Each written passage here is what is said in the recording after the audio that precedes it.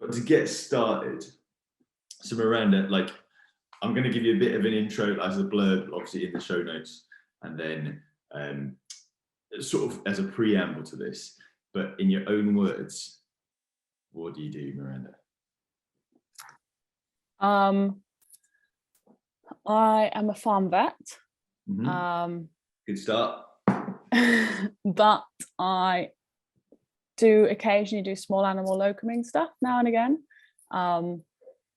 I am really into dairy cattle and sheep, not together, separately.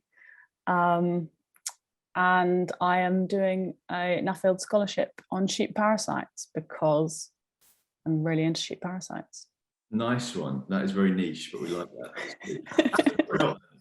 Well, okay, that's cool. So walk us through. So you I think I've listened to a really good podcast you did with Jacob and Di, right, at the Pub Yields podcast. Oh yeah. I can highly recommend. I'm afraid it's 7 o'clock here. It's in the morning, so it's no beers for me. But Miranda, I don't know, you might be partaking. So on that, you walked us through your background, like the broad brushstrokes. So you're not from a rural setting. Oh no, you are from a rural setting, but you're not from a farming setting. Am I right in saying that? Yeah, so I wasn't from a rural setting until about I was 14. I used to live in a town in the middle of Oxford. Mm-hmm. But I just wanted to escape, to be like outside where there's greenery and trees and that kind of thing. So yeah, then my parents moved to Herefordshire / Wales. And we now live in a very rural setting, hence the internet. Which side of the border are you on? Or would your parents be on? We are in Wales, yeah. Okay. Yeah, we are on the Welsh, the correct side of the border. Correct side of the border, I see. No partisanship there at all. So where is that? Because I locumed at a really good practice just for a few weeks in Abergavenny. Farm First? Yeah, really good. Yeah. So I've just finished my 4th week locuming for them. Oh, fantastic. Really Yeah. Yeah, I went down. So like, yeah, they'll be. I think they've expanded since I was down there. I think it was 2019, summer 2019. So I did up here, believe it or not, up here in New Zealand now, but in Northumberland. Like, when you do your TB training, and people who haven't done any TB training won't know what we're talking about. But when you're a vet, you have to do some extra training to then go out and TB test cattle, and that involves testing a certain number of cattle, sort of supervised, as Miranda will know, right? The thing is, in Northumberland, I couldn't get. Took you about 3 years to do it. Yeah. It was like a double whammy. I went down at a quiet time of year to earn some pocket money, and I managed to get some TB testing under my belt, which I must admit, like, I've got huge respect for anyone in a high risk area. What an absolute dream for you. It's just not my cup of tea at all. Like, yeah, I did just under 1,000 animals this week, so yeah. So I worked out because you are very good, and we'll get onto the Instagram later. You're very good at posting, as I would be, when you up at 4 o'clock in the morning to go morning milkings. Because if it was me, that would be the one upside. I'd be feel as bad as possible. 100%. That's it. That's the only reason. Literally, I get up and I'm like, right, it is worth it. Like everyone else. Yeah, no, exactly. So what's more annoying though is when you're up and you forget, and then like half an hour later you're in the car and you're like, oh, it doesn't look like I'm up as early as normal. Yeah, people think I'm slacking off. No, don't. Yeah, exactly. Yeah, I went down to them to get a bit of that under my belt. So that was really good. So you're locuming at the moment. The nice grows plenty of grass, plenty of maize. Not compared to West Wales though. Oh, okay. It grows more grass than Northumberland. Okay. Yeah, okay, fair. So out of interest, what did your parents do? So my mum writes and edits children's books. Cool. And my dad is a financial investor in African agriculture. So there's a little bit of a link then. Like, is that something he was doing when you were growing up? No, that's quite recent. Oh, Yeah. So occasionally I get sent documents of poultry units. He's like, is this normal? So I read through them and I go, yeah, that's pretty normal. Well, that's pretty cool. So yeah, it does sort of link up a little bit with what you're doing now. But no, right, okay. And you went to which vet school did you go to? Bristol. Bristol. Very, of course, your email. Yes, very nice. I like. Where did you go? Cambridge, and you always got to wait for someone to ask you. Someone's got to. You can't be the one to volunteer that information. You've got to wait for them to ask. Yeah, no, very true. No, but Bristol, nice part of the world. So my sister and mate went to Bristol, not the vet school, but had a good time there. Plenty of nights on the Triangle. It was good. Oh yeah. But anyway, well, this is not about me. This is about you. So we're not. We can talk about nights on the Triangle anytime. That's We'll get into that when we were asked to leave from Clifton Hill House. That was bad. The pictures might. Oh, the posh bits of the Triangle. Yeah, the posh. So that's cool. So you graduated, and again, we'll not dissect that out too much. But you've been working in Wales. So you worked in mixed practice to start with, didn't you? And then you. Yeah, 18 months mixed practice, and then 4 years farm. And did you know when you graduated that you wanted to?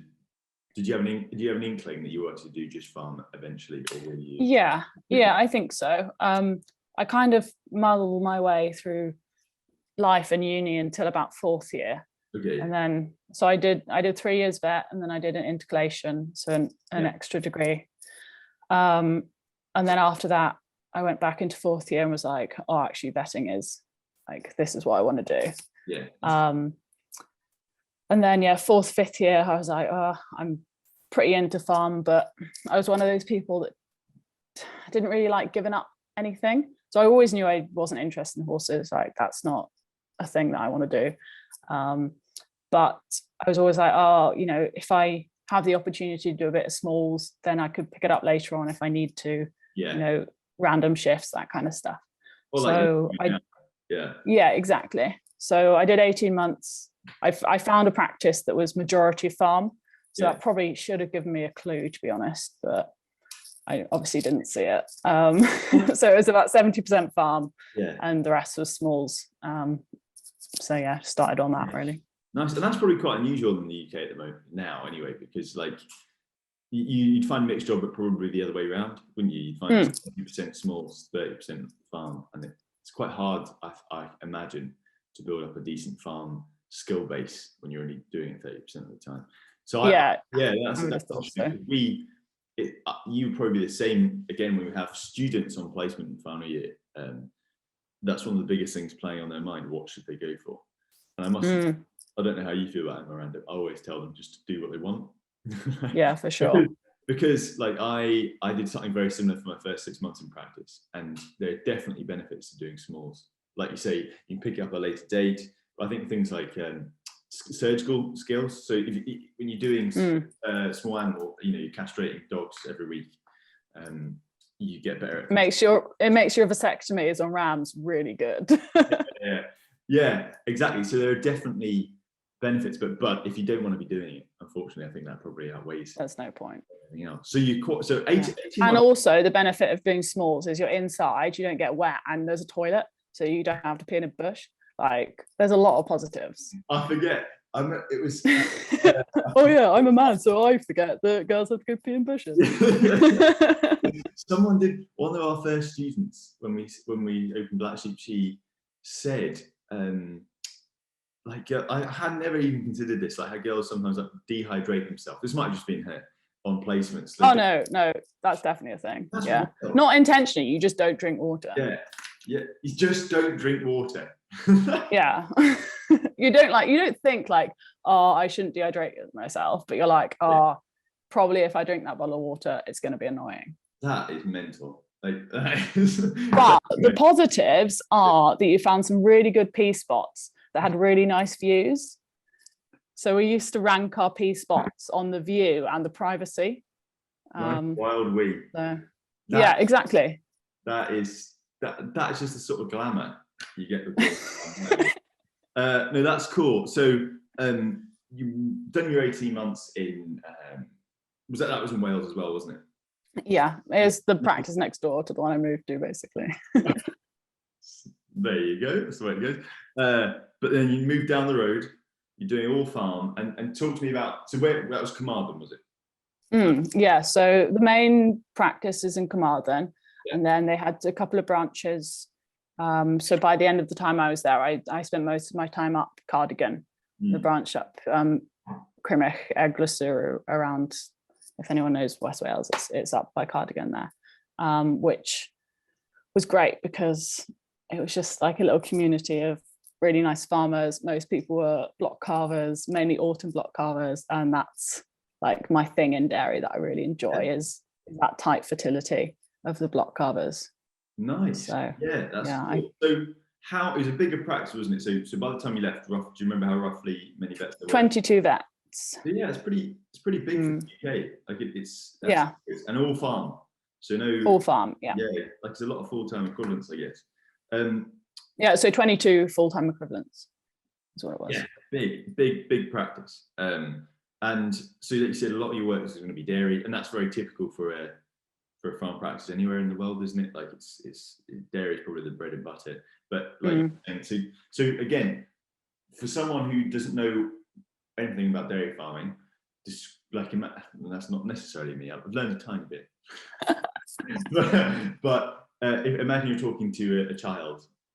What is the difference between what is a block carving herd like? What and why is that like a particular genre of dairy farming? Oh yeah, it's quite difficult to explain, really, isn't it? Because you just assume a lot of things. Yeah. But a lot of dairy herds calve all the year round, so they have they try and divide their herd so that everything's calving so they have a cow calving every couple of days, for example, if they have 200 cows. Whereas a block calving dairy herd is where they decide on a number of weeks in the year, and they want to calve all of their cows all at once in that number of weeks. So you have two different types. Generally, you have an autumn and a spring. If someone tells you they've got a summer block calving herd, they're probably not block calving. But yeah, so you nod. That's what you get. Yeah. Yeah, you go, oh, okay, cool. And then you ask them their block size, their like block length, and then you go, 6 months. Yeah, cool. So you know, a lot of dairy farmers will aim for a block calve of 9 weeks. That's what you really try and aim for. Most people will probably manage 12, maybe 15 weeks. After that, I think that the term block calving could be disputed, potentially. Yeah. Starting to get into beef cattle territory there. Oh no, beef cattle's down at the 8 weeks, man. No, that's cool. So I don't actually know. I haven't got a very good feel from the UK for what percentage across the country would be, because it's going to be very regional, like you said. What percentage would be block calving versus all year round? But certainly, like you'll know out here, like everything's block calving. I've actually come across an all year round calving herd animal, one with the autumn block, but virtually it's all spring block calving. And I guess it's that, and correct me if I'm wrong, Miranda, like I guess it's just for ease of management, and then also I suppose grass availability, like when you calve them when the grass is about to grow. Yeah, I think it's very dependent on your farm as to what you want to do. So a lot of people would probably argue ease of management potentially is actually an all year round calving herd, because you're not as, you know, it's not as manic at certain times of the year. It's kind of relatively steady all year round. And also you can keep the same staff numbers because you're always doing everything. Whereas with block calving herds, you know, you're absolutely manic for 3 months of the year, and then you don't actually need quite as many staff after those 3 months. So yeah, I'm not sure ease of management is. Okay. Yeah, that's fair enough. So it's sort of steady as you go for the easy calving. Sorry, easy calving all year round. Yeah, I think so. But you know, down in West Wales, as with probably most of the farming problems, farming areas in the UK, you know, staff is a big issue. Yeah. It's really, really difficult to get staff. I've got a fly on one. It's difficult to get staff, and therefore, if you can't get staff other than your family, a block calving herd potentially is the way to go, because everyone's just tired for 3 months, but actually the rest of it is all right. But again, you definitely go with the grass growth. Yeah. So round Cardigan, it gets very dry. So a lot of people are autumn calvers, because they can, basically everything burns off. So they can graze their dry cows in the summer when it's all burnt off, but actually they have really good rains in the winter and the spring, potentially too much. So West Wales Cardigan, dry in the summer. Just dry because it's on the coast. Right. So I am generalizing. There's definitely parts of Cardigan that are wet as very wet. We went down there the other day. When was it? It must have been a month ago. When it was really, really hot and everything was just dry as. Yeah. We went down Carmarthen and it was relatively green. And then went to Cardigan, it was pretty brown, and we drove through this little part of North Thames called Rosebush, which is just potentially the wettest place on earth, and it was just green as anything. It's like this little Gwyn Valley area, which locals always take the piss out of a little bit, but it was green. Good for them. So right, you're at this bigger practice in Carmarthen, doing all farm, presume loving it, and then at some point you decide to start sharing stuff on your Instagram account, right, and doing these quizzes. Which, again, Miranda is famous. I wouldn't quite go that far. Famous. For these quizzes, like famous within that pond. So, very, very, very niche area. Well, sort of veterinary medicine's a small world, and then within that, animal veterinary medicine's a small. There's about 20 of us. Let's be honest. And then people on social media. It's even smaller. But within that, massive. Right. Okay. So fish and ponds spring to mind, I think. Yeah, exactly. Walk me through the quiz and walk me through what you with like. Why I did it. Start doing it. Yeah. So when I was at Prostock, I was living and working with my boyfriend. We met at uni. All that kind of normal stuff. He then decided to leave to go work in Saudi Arabia. And I went, I'm going to be really bored. It was November, and I was like, well, I've got winter now. You can't really surf that well in the winter. Often the waves are too strong for swimming. So, I've got a fair bit more spare time. Let's, give this a go and see what happens. I really enjoy teaching. I think farm vetting is not something that a lot of people come across when they're at uni. They see a bit of it, but I don't believe that they see what it's actually really like. And also, coming from a non-farming background, I had absolutely no idea what farm vets did when I started uni. Even having done work experience, I still had no idea. My experience of farm vetting was sitting in a deck chair watching an alpaca give birth. That's. It's some people's idea of farm vetting, but I think it's beyond the ordinary, I guess. Yeah. So that was the motivation to kind of say, well, I've got this time. Had I finished my cert? I think I was coming to the end of doing my certificate as well. Right. Okay. So for anyone who doesn't know, that's a certificate in advanced veterinary practice, isn't it? So like a postgraduate sort of master's level. Yeah, that's right. Sort of qualification. Carry on. That's just in case. Yeah. So I finished my cert in. Yeah, I think I was on the last. So it's done in modules. It's done in 6 modules. Yeah. You can do. The shortest it takes is 2 years, and the longest you can do it over 10 years. So I finished them all, and I was just starting my final module. I was like, all right, well, I'm gonna have so much free time, I won't know what to do with myself. So that's why I started it, basically. That's a very veterinary type A person, I think. Like, I've got some free time, better start teaching the masses. Yeah, pretty much. Clearly, like it's been a fantastic thing. Like you get such good feedback on it. So they're weekly, aren't they? You do them on Instagram stories. Yeah. So to be honest, the quizzes have taken a backseat at the moment, just because it's quite difficult to get content when you're locuming. Yes. Yeah, I know. And yeah, like because I'm doing so much traveling with the Nuffield and stuff, it is a bit tricky. So they were weekly. I did them weekly for 18 months. Yeah, that's a lot every of week. stuff out for like off your. I've got an entire book. I wrote them in a book because I can't think on the go, so I had to like write them all down. So I do have a book of them, and I look back at the first ones. I'm like, Jesus Christ, these are awful. So I definitely learned a lot as I was doing them, because a lot of people give you feedback on, I didn't like this question doesn't make sense, and I'm like, oh yeah, I did assume stuff there. That's fair. And then others, you're like, oh, just read the words, mate. So. Read the words.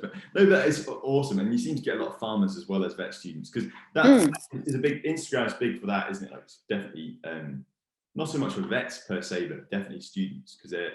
Yeah, so it wasn't actually aimed at vet students; it was aimed at farmers. But yeah, like it's popular because, just as you say, in some ways when you're learning that stuff, and I was in exactly the same position, where you're keen. But like it's like when you start out and people are talking about dry matter and tupping and like dressing sheep for shows and shit like that, like it's all, it could be Greek, like, you know what I mean? It's yeah. You just have to sort of like nod and pick it up by osmosis. But those farm type resources, they're often in plain English, so they're really helpful for a farm vet to be. So no, I think that's the perfect level to pitch at, and probably why it's been so popular with students. Yeah, hopefully. They do change. Like some of them are more vet orientated, some of them are more farm orientated, and I try and do. I think by the end, I tried to do majority farmer orientated with a couple of vet questions, kind of thrown in because like farmers are clever, they know their stuff, they know their animals, and there's no reason why they wouldn't entirely understand and know all the same stuff as us. They just don't, it's harder to access a lot of the time. Yeah, and also not being to vet school. Yeah, exactly. Yeah, exactly. Like the reason why we know stuff is because we got taught it for 5 years, So like it's not like a sacred knowledge. Farmers know a hell of a lot more than we ever know. There's no So if they want to access the veterinary side of it, then hell yeah. It means I probably have to pump less cows, Exactly. That's a great way to see it.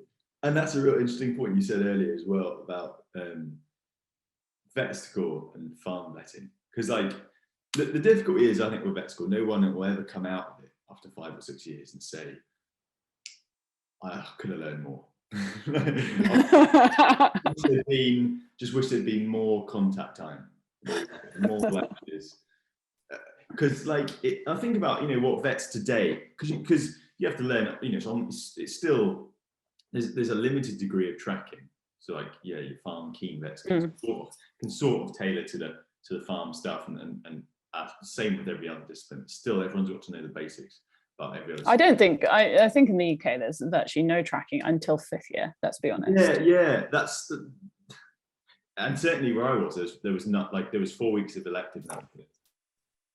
But yeah, I think it's moving. When talk to students from say Glasgow and Edinburgh, I think it's moving a bit that way. But still, compared to the States or compared to here, like it's Holland. Oh, is that right? The Netherlands, they have like almost proper farm tracks and everything. Yeah. Well, there you go. So in the UK, yeah, because you have, and I think the part of the, I hate to just talk about problems, but part of the challenge is that what's considered basic or the fundamentals has expanded so violently. Probably from from the previous generation of vets, especially on the small side. Like, you know, why do we all go around and do an orthopedics rotation when we watch someone PTO or like what? Because you just did that. Like, you know what I mean? Like, fantastic to know. Yeah. Be the perfect sort of thing for a small animal orthopedic. Because they always argue when you ask them this question, that they being kind of the unis in general, the course setters, they always say, oh, well, you need to know what can be done so that then when you're in practice, you have that knowledge to, if you need to refer, which is fair enough, but it doesn't mean that you need to spend 4 to 6 weeks watching it being done, you know? Like, if an owner has a question about how to do a TTO, then you go, oh, well, you're going to be referred, so you can ask them. Like, again, for anyone who's not a vet, TTO, I can't actually remember, it's trans-tibial. Oh, I have no idea. It's something to do with the knee, I think. It's the knee? Yeah, I think it's knee. So when you do a knee, some very clever surgeon can whittle away at it and make it better. Yeah, they like move the bones or something, don't they? Oh, yeah, we'll have to stick a photo up somewhere. Yeah. But which is fantastic. Like, I'm not wanting to detract from that at all. It's fantastic. People doing fantastic work. It's just when it's amazing. Like, there's no way I would ever be able to do that. You know, it's amazing that people can actually do it, and it's amazing that it's been discovered. Like, people have worked out the best ways to do it. Yeah, it's more that it's not a day one skill. Yeah, exactly. And like the Royal College will talk about day one competencies, that's exactly. And again, perfect thing to learn on a surgical track if you're a student who's keen on that. But then I guess on the other hand, you know, there's going to be a lot of students that aren't interested in farm at all and really feel like their farm rotations is an absolute waste of time. Yeah. So it can be argued either way. So I think you just do like a couple of weeks doing your farm rotation if you're not keen on it, and just again learn the basics, but the real basics. And I think a friend of mine put it to me that, like, when we graduated, it, like, uni taught, final year specifically, taught you how to be a decent small animal vet, but taught you how to learn to be a decent farm vet. Do you know what I mean? And that's exactly what you were talking about earlier. Like, you know, the only livestock that existed around you were pigs. we had 2 dairy cows in the paddock at the vet school. Both with yonis, I think they were strong. Because there was a uni farm, like I can't remember how many cows, but like milked on robots, and this they had a yonis positive. They thought, oh, we'll just bring it over to the vet school for teaching. And there was a jersey, and I think there's this, I don't know the name of it. There's a thing with jerseys where someone can get like a twisty face. There will be a proper. Yeah. I've forgotten, but this jersey with a real wry nose, sort of looking at you, but its nose pointing. So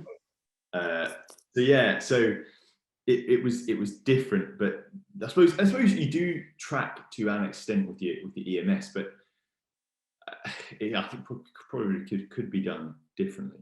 But I just think people, you know, the majority of people that go to vet school or are interested in doing vetting probably haven't had that much exposure to farm work, farm animals, countryside, farm vetting, any of the above. Or if they have, it's, you know, we went for a walk and we saw some cows or some sheep or whatever.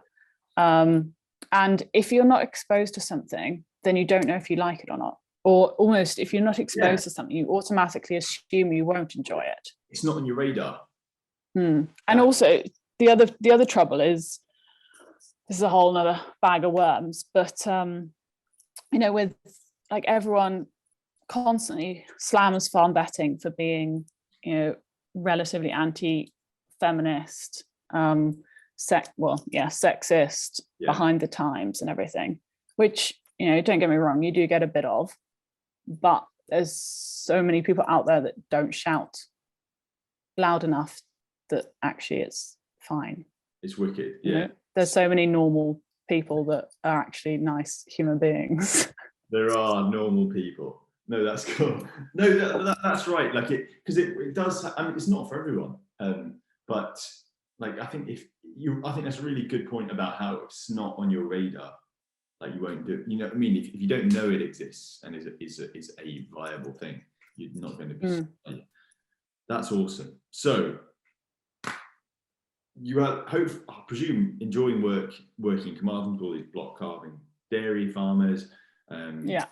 Probably dabbling in sheep as well, I imagine, at the same time. Yeah, for sure. Nice big practice. I imagine with the big practice, nice and social. So I've got to say, what were you thinking? Walk me through your thought process behind doing this Nuffield scholarship, and what is a Nuffield scholarship to start with, and what triggered you to go and apply for one? So a Nuffield scholarship is a scholarship open to 15 to 20 people every year that are based in agriculture in their work. So mainly farmers, but agronomists, vets, that kind of stuff that people are allowed to apply for. You apply for it, and then if you get it, you get a grant for 2 years, and a book of contacts, effectively, that and you need to travel the world for at least 8 weeks in that 2 years, talking to farmers, businesses about your chosen topic. Mm-hmm. Okay, and your chosen topic, you said, was sheep parasites. But is it anthelmintic resistance in sheep? Okay, so getting a feel for what's out there, feel of understanding all of the above? No, looking at how we can reduce our anthelmintic use and therefore reduce our anthelmintic resistance. Sweet, and anthelmintic is wormers. Word for wormer, yeah, exactly. Yeah. Wormers. Okay. Yeah, I'll call them wormers. So what? Yeah, so that was your thing. So you applied for this one, and what was the? Because it's not just a small thing, a Nuffield scholarship. Like, it's massive, and play that, like it's and it'd be highly competitive. So getting a Nuffield was equal to getting into vet school, hands down. It's the same thing. Yeah, cool. Definitely. And walk us through the process. So presumably there's an open portal somewhere online where you send a bit of a blurb and about yourself, and then presumably those be whittled down and you get invited. Yeah. So you have to do a whole application process. So you fill in a lot of questions, CV, references, all of that kind of stuff. You have to talk about your study topic, why it's relevant, why it's important, why you think it needs to be done. And then those applications get whittled down. You then get an interview. And then after the interview, you get told if it's a yes or no. Sweet. So you must have impressed them. But to be fair, once you got into that, because don't get me wrong, getting into vet school isn't some sort of heroic Olympian, but it is competitive, and it is to do that at a young age. It is like you do start to think, well, not if I got into vet school, I could do anything. But it takes a bit of the fear away, I think, for at least if you're a bit foolhardy. I'm not sure I agree. Right. To be honest, I think because the trouble is, once you get into vet school, you then are the bottom of the pile. You've spent your school years being considered relatively intelligent because you have to get the grades. Yeah. But then when you're in vet school, literally everyone is more intelligent, cleverer, more hardworking than you are. And people who weren't as hardworking as you, Miranda at vet school. Sure. Yeah, well, the boys, but other than the boys. And they are the dregs. Yeah. Oh, yeah. I'm calling Ollie, Ewan, and Gareth out on this one, 100%. Oh, sorry. But apart from those three, yeah. No, obviously, everyone has their own way of doing stuff. But there's a lot of people that are a lot better at things than you. And then when you go out into the real world, you spend a lot of time realizing that you're not actually a good vet yet because you don't have years and years of experience. It's all great. You you're out of uni and you remember stuff, but there's a lot more to learn on the job, especially in farm. You know, it is a lot of practical skills. Absolutely, and that's not something that tends to come without practice. And dare I say it, I think the sort of people that cruise into vet school might not cruise with the practical side. That's what I always tell myself. Personal experience. Yeah. So no, that's interesting, because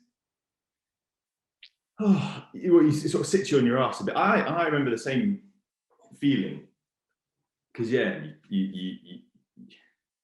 grouped with a different cohort academically, and suddenly you're right, you're not the top dog. But I don't know. I suppose that's just different personalities. I suppose, and clearly in the end, in the first go, presumably you got in, right, and you got accepted for this, because people take multiple runs at it, understandably. Are you talking about vet school or Nuffield? Both, but nothing. Oh, well, yeah, both for both, I guess. Yeah, they take multiple runs at it, which is worth doing, because it's such a competitive thing. How far through are you now? So I present November 2023. Okay. So not even a year, I guess. Sweet. So, and where are you going to on your, what's a list, destinations? Because travel is a big part of it, right? Yeah, absolutely. So I've spent a couple of weeks in Kenya in June. Went to Saudi Arabia for a couple of days. Yeah. Because massive dairy farms are cool. Yeah. We're going to America on Tuesday. Where specifically? California. We're visiting a couple of dairy farms, and then after that it's a bit of a timeout, really. So it probably doesn't count that much. But we're talking about wormers, but why worry about them? They work, don't they? If you're someone who's not in a veterinary sphere, why do we get so up on it? Why do a whole Nuffield scholarship about wormers? Yeah. So the last couple of years, we've all heard about antibiotic resistance in humans, in hospital, as well as in animals. So if we take too many antibiotics, we take them for the wrong reasons, or we don't take them properly, for example, take a shorter course than we're meant to, the bacteria build up a resistance to these drugs, and eventually the drugs don't kill them. So you have your multi-resistant Staph aureus, your MRSA in hospitals, that can kill someone who has had a hip replacement, for example, because there's no drugs that fight against them. And we're seeing the same problems in worms. So we're effectively getting worms that are resistant to our wormers. And if that happens, then we can't use them anymore. There you go. So is the major when you wrap up all the different species, I guess it is the major killer and production limiting thing about small ruminants worldwide, I suppose, isn't it? And when you start to delve into that, you get into greenhouse gas emissions per kilo of meat produced or milk produced, and you get into per acre and all that. So massive topic, and it's also the environmental impacts of wormers. Wormers don't just kill the parasites in sheep, they kill everyone's favorite topic at the moment, the dung beetles on the ground.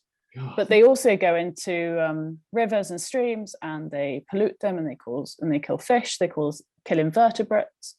They have an ability to really affect our ecosystem. Yeah. And no one has ever done a Nuffield on worms in sheep, not even just wormers. Yeah, I know. I did a lot of trawling, being like, I must be missing them. There's no way that no one has ever talked about parasites in sheep.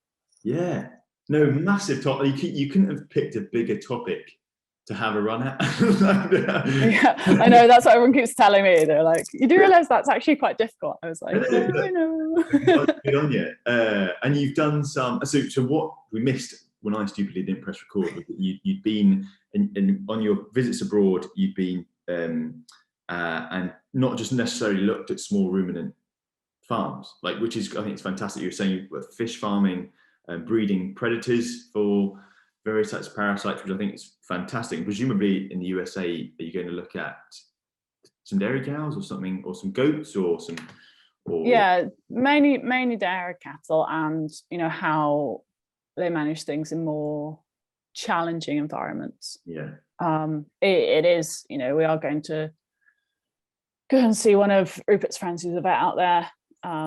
So it's just see how it works really. And you've been around, part of that is you go around the UK as well, don't you? So you've been and visited some people in the UK. Yeah, so that's what's actually been really good about locuming. So I started locuming in November, just back, and I actively chose to try and work in a lot of different practices. So I worked up in Orkney for 6 weeks. Yeah. Because the way that they do things up there is very, very different to how I'm used to down in West Wales. And that was really, really interesting. I think in order to make my project useful, it has to be based on management that farmers can implement. Yeah. And absolutely. So my kind of main knowledge of sheep farming is South Shropshire, because that's that's where we have the sheep. But Orkney is a very, very different environment to sheep farming. So I wanted to make sure that to understand how different people farm, and therefore try and mold the management proposals that I would put in this topic to cover a wider range of sheep farmers. That's the aim. Sweet, yes, you're not seeing it down that little looking glass of South Shropshire, which I'm sure is lovely. Yeah, but it's only one way of sheep farming. Yes, and you've been seeing Tim, haven't you? Tim with the Exlanas. Yes, yeah. He's an interesting guy. We had him on the blog. He was great, because I think I just emailed him and said, "Do you fancy going on YouTube?" Or he was well up for it as well, which is so. Oh yeah. What he's doing there is really quite interesting as well. And so we just bought 150 Exlana ewe lambs. So who's we? We'll see how. So Rupert's family. They you're involved with that as well, aren't you? So we're getting married next year. So I'd say that I was relatively involved. Sweet. But yeah, they're great. They've taught me a lot about farming, because they don't mind me asking stupid questions. And any spare time that I have, I try and go up there and give them a hand when they need a hand. So. Awesome. So you bought 150 Exlana ewe lambs. Different horses for courses, aren't they? But what they're doing on what it's funny about the shedders, right? All these easy cares, Exlanas, and so on. This is my understanding at the moment is up here in Northumberland, it'll be the same throughout a lot of the UK, but we've got lots of proud stock people. And I think what puts them off is because again, as a layperson, it makes so much sense, don't they? Especially at the moment with the wool price where it is. I mean, just on paper, hugely makes sense. But all these proud stock people, they've just got an aversion to going out and looking at a field full of sheep which look a bit raggedy, because they're so proud of them, and that's almost a big barrier, because the shedders, it's in the name, I guess, that the people fixate on the flea shedding component. But actually, especially, I know the Exlana's doing this, but other breeds other shedding breeds are doing this as well. That they're doing so much more. So like the absolutely, selection for the tail length to reduce mutilations, selection for worm resistance. So it's almost a shame that a lot of that is. I mean, I suppose you can lead a horse towards not seen. Yeah. But Exlanas, they're not the only breeds that are doing that. The Romneys are looking at your fecal egg counts, and sure, they have to be shorn twice a year. So Romneys is the other ones that we have. So exactly, I know. So it'll be quite interesting to see how they work alongside each other. And then the same farmers, unfortunately, up here in New Zealand now, would also not like Romneys got woolly heads. You can have too much wool and not enough. So, but it's what you're used to looking at, I think. And a lot of farmers, like you say, they do fixate about what is in their field. It's like, a lot of people only want one colour cow in their field. Yeah. And at the same time, you have to be proud about, if you're going out and look at these every day, like you have to like what you're looking at, I guess. But I suppose to some degree, there's a conditioning there, right? But what I don't understand is you've got all these traditional, conventional breeds in the UK. There's nothing, and a lot of them have got big numbers behind them. Think about a lot of the hill sheep, Blackies, Welsh Mountains, and so on. Huge population numbers, and they've got huge populations to select for all of these things. Especially the worm resistance being a key one, right? But I don't know. There's just no interest, as far as I can tell, which is a shame, because you end up with a sort of cohort of farmers who are really interested in this, or you see it all the time. It's the same cohort of our farmers that tend to be interested in having NV accredited stock or having interest in rotational grazing, and you sort of compartmentalize into different types, and you can almost tell what type of sheep a farmer has by the sort of client they are. Do you know what I mean? It's a bit like politics. You can tell by one person's view on one thing what they think about 10 other things, unfortunately. But hey ho, but basically he's doing some good work down there. Presumably that's quite interesting for you Nuffield. Yeah, definitely. It's did you stay with him, or did you just do a day trip? No, I just went down there for the day. Yeah. Nice. It's like an hour, 2 hours from here. Of course, yeah. It's not like 5 hours. Yeah. No. Cool. No, yeah, good stuff. And so Kenya, Saudi Arabia, California, that's quite a hit list of countries. Is that what you? Is that how much you can milk the Nuffield for travel? Well, then I'm going to work in New Zealand for six months. And okay, and of course. Nice one. And when are you coming over? So kind of doing the Nuffield on the same way. Yes. And when are you coming over? Are you coming over for like a scanning or a calving or? Scanning. Yeah. Yes. Nice. Yeah. End of October until April-ish. You'll know where you're going, presumably for your visa and work, or? Yeah. So working in North Island until January, and then South Island after that. Excellent. So seeing it all. That's the plan. Yeah, well, you'll be right in your element with your block calving dairy cows. I'm so excited. Be awesome. And going back to sheep and anthelmintics, like it's so interesting what the norm is. So I've come to realise quite quickly over here, and you'll probably know this from your research anyway, but if you're a farmer in New Zealand, sheep farmer in New Zealand, it's very unusual to use a worming product with one active, isn't it? And so there's a product out there called Matrix. And that's got a yellow and a clear and a white, all in the same dose in the gun, which is it's quite something. Like it's interesting, and I haven't really seen much data on it, to be honest, but it makes sense. If you're giving 3 in 1, then the likelihood of resistance is much lower. Yeah, because those worms are. It's a selection pressure to then have 3 different genes for resistance rather than just one. Yeah. So there's a reasonable thought behind it, but I don't know whether when they then get triple resistance. Yeah, you just it's so difficult, and like at some point, I suppose you do start to think, is this right? Like, is this just pulling more and more stuff out of the bottle? So, but no, someone made the same point to me there a few years ago, a vet who remain unnamed, but yeah, he said, I don't know why people in the UK haven't clocked onto it. They just sort of add in a bit of this and a bit of that, but it will. It might come, and I suppose you can. We do sell StarTech on special import, I guess, which is a combination product. That's purple. But it's still only really should be used in the autumn or as a quarantine. Yeah, exactly. And I think that's the I'd be slightly sad if I saw a vet advising StarTech in bloody May or something. Exactly. No, and that's the benefit of being a vet only import, isn't it? It's not just available for anyone to buy without permission, I guess.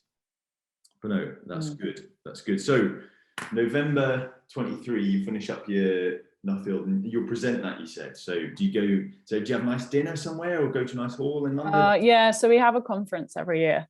Yeah. In November, which is always on my birthday weekend. So I turned 30 when I got my scholarship, which was that was a good day. And yeah, so end of November we have a big conference, and then the year's scholars do their presentations. Cool. And then hopefully we don't get ripped apart by the audience. That's the plan, because there's questions afterwards. I've no doubt it'll be triumph. And that's cool. The only thing I'm worried about is like that sort of thing. It's like Pandora's box. Once you've opened it, like you there's so much to go at. Like you say, you could easily spend a lifetime, being one of those. You could easily dissect that out into a lifetime of work. Is what I'm trying to say, and you end up being that parasitologist at university who does all. Yeah, I'm not sure that's my path in life. I'm not sure. That's university professor is my calling. Well, not yet, anyway. Never say never. Never say never. No, that's true. Great.